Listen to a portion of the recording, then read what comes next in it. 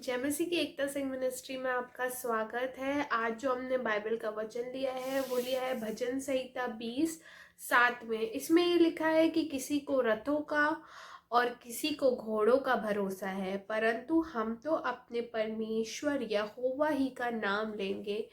ये जो भजन संहिता 20 है ये दाऊद राजा ने लिखी है, और दाऊद राजा कहते हैं कि लोगों को अपने ह्यूमन पावर्स पे भरोसा होता है, किसी को अपने रथों पे भरोसा होता है या किसी को घोड़ों पे भरोसा होता है, क्योंकि उस समय में राजा महाराजाओं का युग था।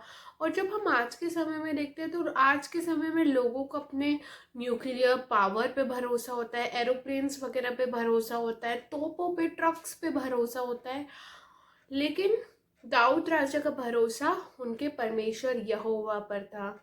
किंतु दाऊद राजा रथों और घोड़ों पे भरोसा रखने से इनकार करते हैं और वो कहते हैं कि वो अपने परमेश्वर यहोवा पे ही विश्वास रखेंगे।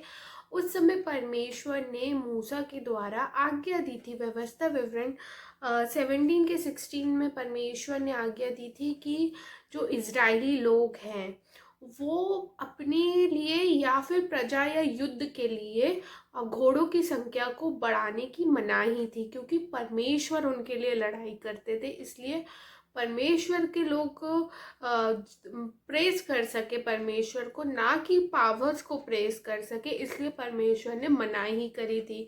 और हम भी मनुष्य लोग क्या होते हैं, वस्तुओं पे विश्वास रखते हैं, लेकिन दाऊद राजा परमेश्वर पे विश्वास रखता था। इसलिए जब हम परमेश्वर पे विश्वास करते हैं तो वो हमारे लिए हमारे साथ लड़ता है।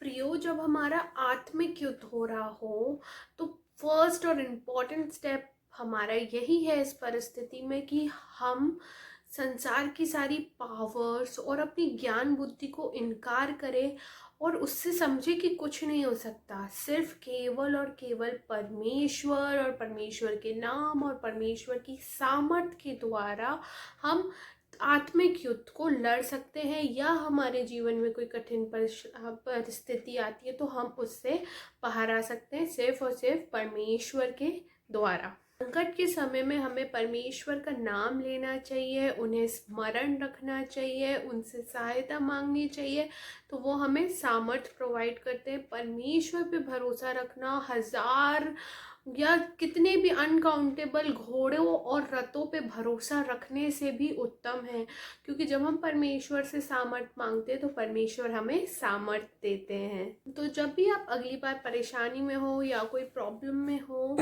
या कोई संकट में हो या आत्मिक युद्ध हो रहा हो आपका, तो आप हमेशा परमेश्वर को स्मरण रखें और परमेश्वर आपकी सहायता और मदद करेगा। इस छोटे से वचन को सुने जाने में परमेश्वर आपको बहुत सारी आशीष दे। आमीन।